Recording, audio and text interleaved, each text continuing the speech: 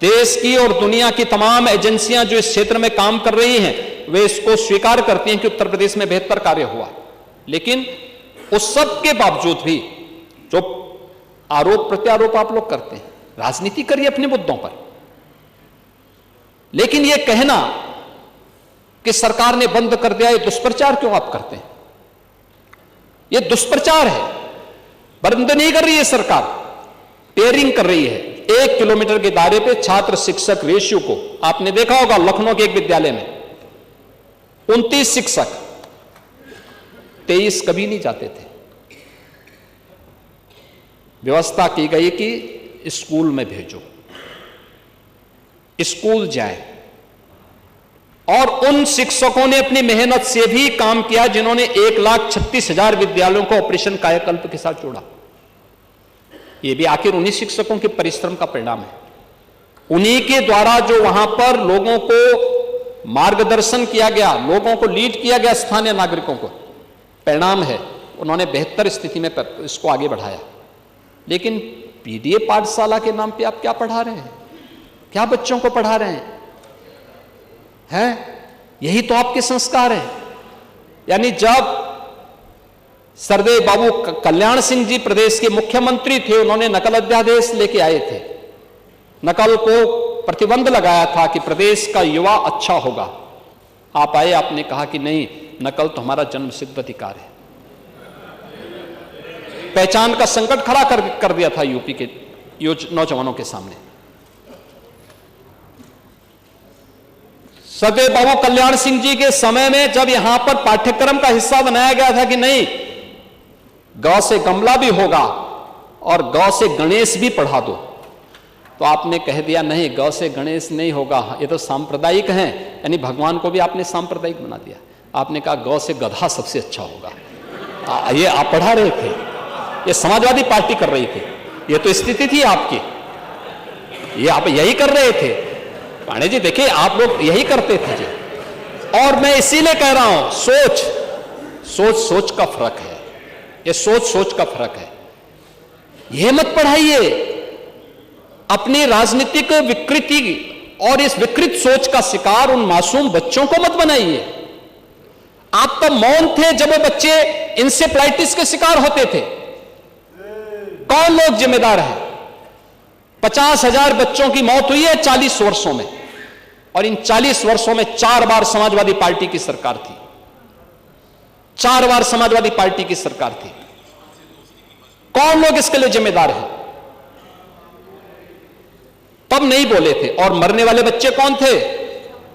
ये अनुसूचित जाति, अल्पसंख्यक और अति पिछड़ी जाति के बच्चे थे। अंग्रेजों ने भी मुकदमे कभी नहीं लगाए होंगे, लेकिन ये पहली बीजेपी की सरकार है शिक्षा विरोधी, जो पढ़ाने गए उन पर मुकदमे दर्ज हुए हैं। अब कह रहे हैं हम लोग ए से क्या पढ़ा रहे हैं, बी से क्या पढ़ा रहे हैं, सी से क्या पढ़ा रहे हैं। अरे भाई, हम पॉलिटिकल वर्कर हैं, हम विरोध कर करके एक मैसेज देना चाहते हैं सरकार को कि आप स्कूल खोलिए, बच्चों को पढ़ाइए। आप स्कूलों के बच्चे स्कूल खोल दें, टीचर्स को अपॉइंट कर दें, हमें पढ़ाने की ज़रूरत नहीं पड़ेगी। वो ए फॉर एप्पल पढ़ाएंगे, बी फॉर बॉल पढ़ाएंगे, सी फॉर कैट पढ़ाएंगे। अगर पॉलिटिकल लोगों से पढ़वाओगे तो पॉलिटिकल लोग अपने हिसाब से पढ़ाएंगे। ये हमारे विरोध था और ये लोग बचना चाहते हैं। ये 2027 की लड़ाई से डरे हुए हैं, तभी इनके मन से निकला 2047।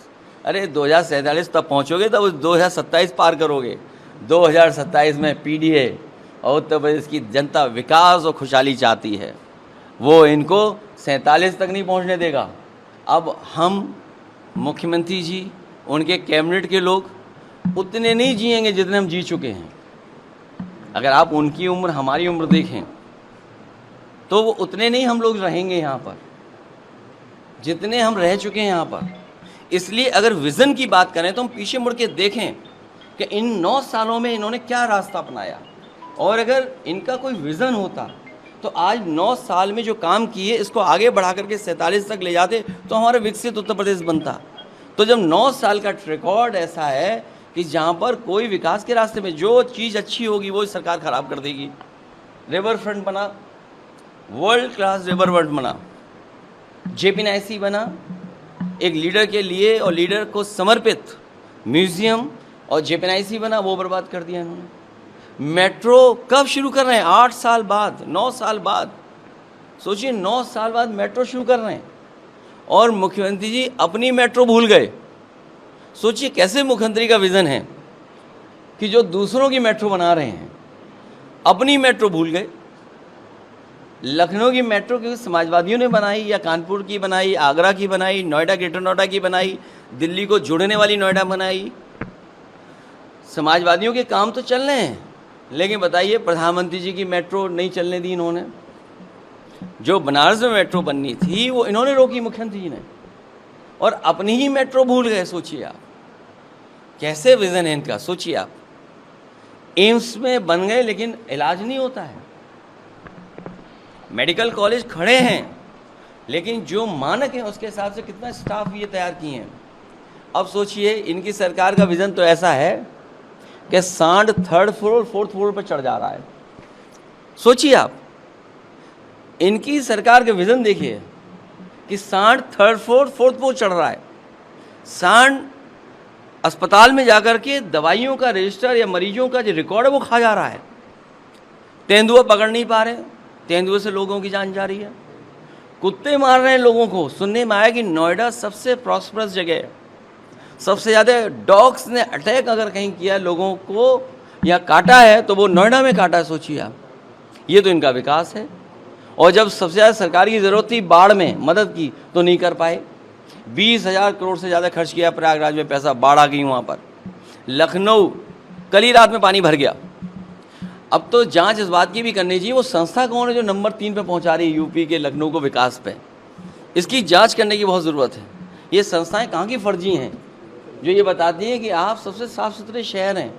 बताइए राजधानी में जाने कितने वर्षों से इनके मेयर हैं, सरकार जाने कितने सालों से, लेकिन बताइए कूड़ा नहीं हट पा रहा, नालियाँ नहीं हट पा रही, नाले नहीं हट पा रहे, लोग डूब के मर रहे हैं वहाँ पर। ये विज़न है। सोचिए एक पिता अपने बच्चे को अगर स्कूल जा रहा है और गया तो नाले में चला के जान चली गई।